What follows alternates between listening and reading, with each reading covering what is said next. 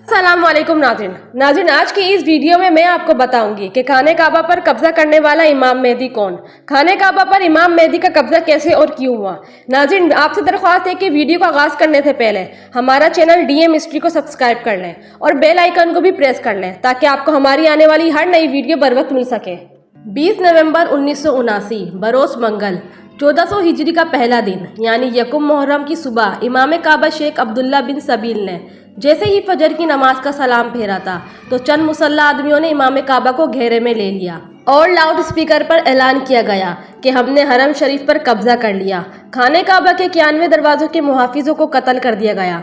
मैं कमांडर जेमान बिन सैफ अतीबी मुखातिब हूँ। लोगों, तुम्हें मुबारक हो, आज मैं मोहम्मद बिन अब्दुल्ला यानी इमाम मेहदी तशरीफ़ ला चुके हैं। सब लोगों पर फर्ज है कि उनकी बैत की जाए। नाज़रीन गिरामी, ये वाक़या 20 नवंबर को शुरू होता है कि जब बागियों के एक बड़े गिरोह ने मस्जिदुल हराम पर कब्जा कर लिया और इमाम काबा समेत कई लाख लोगों पर यरगमाल बना लिया गया। इनका सरगना जेमान बिन सैफ अतीबी था, जिसने अपने ही साले मोहम्मद बिन अब्दुल्ला कतानी को इमाम मेहदी बनाकर पेश किया। खाने काबा में कुछ देर गोलियां चलती रहीं। ये नमाजियों में शामिल कुछ बागी थे जिन्होंने अपने एहरामों में बंदूकें छुपाई हुई थीं। ये बंदूकें जनाजों के ताबूतों में रख कर अंदर लाई गई थीं। बागियों ने दरवाजे पर खड़े सिपाहियों को शहीद किया और तमाम दरवाजे बंद कर दिए गए। फिर इनमें से एक बदहेबत दाढ़ी वाले शख्स ने नारा मारा, अल्लाहु अकबर, ओ मुसलमानों, मेहदी आ गया है, मेहदी आ गया है। बागी मुसल्ला बागियों ने इस शख्स की आवाज़ में आवाज़ मिलाई। इस हवाले से हाल ही में एक मुतब्बर किताब सानिया खाने काबा 1979 सामने आई है। ये इस मौजू पर लिखी जाने वाली उर्दू की पहली किताब है। इसको दारुल एहसन ने शाया किया है, जो कि ज़्यादातर मुफ्ती आज़म शेख बिन बाज की तहरीर का तर्जुमा है और इसका मुसन्निफ पाकिस्तान नेवी के कमांडर है। मुसन्निफ ने इन तमाम वाक़ियात का गहरी नज़र से जायज़ा लिया और 20 नवंबर 1979 ta नवंबर 1980 तक के मुख्तलिफ अखबारात से मवाद इकट्ठा किया। चंद अंग्रेज़ी किताब से इस्तेफादा किया जो शाया हो चुकी थी। अगर इन मौक़िफ़ के इस्तिनाद का सवाल उठाया जाए तो बासानी फैसला किया जा सकता है, क्योंकि अब तक इस वाक़े के बारे में गैर मुल्की आज़ाद ज़राए से जो कुछ सामने आ चुका है, इनसे किताब के मुंदरजात की तायीद होती है और यही इस किताब का इस्तिनाद है। नाज़रीन गिरामी, हरम में गैर अरब ज़राइन की बहुत बड़ी तादाद थी। इनको समझाना मुश्किल था क्योंकि इन्हें अरबी ज़बान नहीं आती थी, लिहाजा इन्हें हरम से जाने दिया गया। अरबी बोलने वाले खुसूसन जवानों को रोक लिया गया। उन्हें मेहदी की बैत पर मजबूर किया गया और अपने साथ ही रखा गया। इसके बाद सनसनीखेज़ तफसीलात का सिलसिला शुरू होता है। मुसन्निफ वाक़ियत के बयान में जो अपना तजुर्बा पेश करते हैं वो उनके बालिग नज़रिए और वसीयत मालूमात का सबूत है। इन तजुर्बों से मालूम होता है कि आलमी मंजरनामे से मुसन्निफ पूरे तौर पर बाखबर है। मसलन अमेरिका की ये कोशिश है कि इस साने की जिम्मेदारी ईरान पर डाली जाए। खैर, बागियों ने हराम के मीनारों पर अपने स्नेपर तैनात कर दिए और लोगों से ज़बरदस्ती मोहम्मद बिन अब्दुल्ला कतानी यानी कि जिसको इमाम मेहदी के तौर पर पेश किया गया, उसकी बैत ली जाने लगी।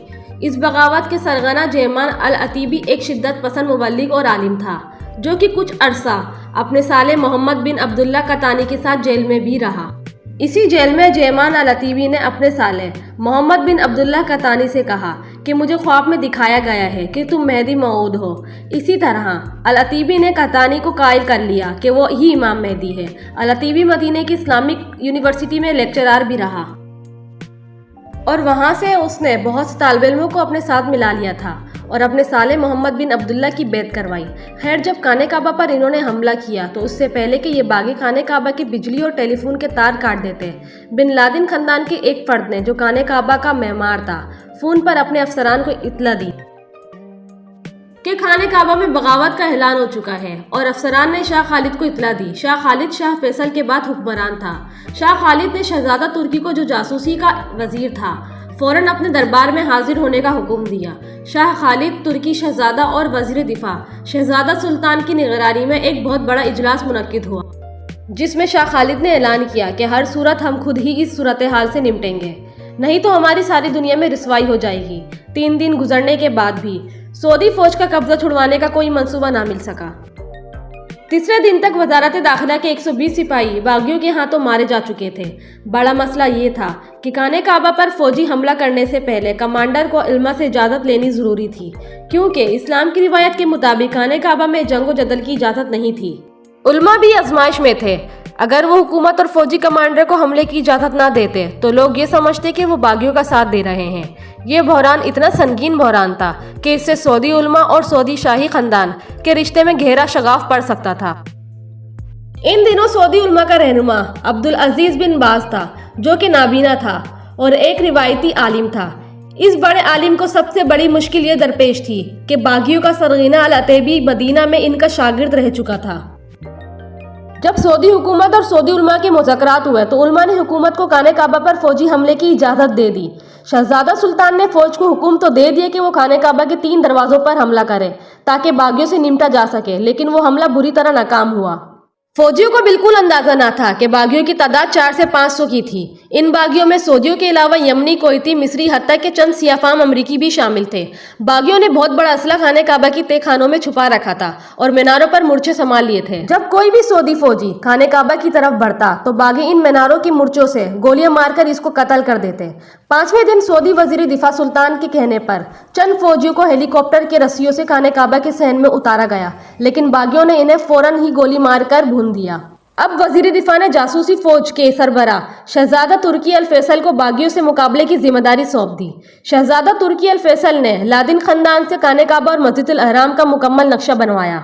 इस दौरान बागी रोजाना स्पीकरों पर तकरीरें करते और मुसलमानों को मेहदी की बैत करवाते रहे। सारे आलिम इस्लाम में एक अजीब सनसनी और खौफ एराज फैल चुका था। तुर्की अल फैसल की मंसूबा बंदी रंग ले आई और मीनारों पर मौजूद तमाम बागी हलाक हो गए। तो सऊदी सिपाही खाने काबा में दाखिल हुए और वहां मौजूद बागियों ने तहखानों में पनाह ली। बागियों की लाशों में मोहम्मद बिन अब्दुल्ला कतानी की लाश भी मौजूद थी। इसके बावजूद भी बागी अपने सरगीना अल अतैबी के साथ तहखानों में मौजूद रहे और हथियार न डाले। अब मंसूबे बनाए जाने लगे कि कैसे बागियों को तहखानों में हलाक किया जाए। एक मशवरा ज़ेरे गौर आया कि तहखानों में पानी छोड़कर इसमें करंट छोड़ दिया जाए, लेकिन पानी की किल्लत की वजह से इस पर अमल ना किया जा सका। तुर्की अल फैसल को जब कुछ समझ ना आया तो दुनिया के नामुर जासूसी इदारे ISI पाकिस्तान से भी राब्ता किया गया, जिनके कहने पर पहले तहखानों में जहरीली गैस छोड़ दी गई, फिर सुराखों में से ग्रेनेड बम फेंके गए और आखिरकार 15 दिन में 400 के करीब बागी हलाक हो गए और 120 जख्मी बागियों ने हथियार डाल दिए। उन्हीं जख्मियों में उनका सरगीना अल अतैबी भी था।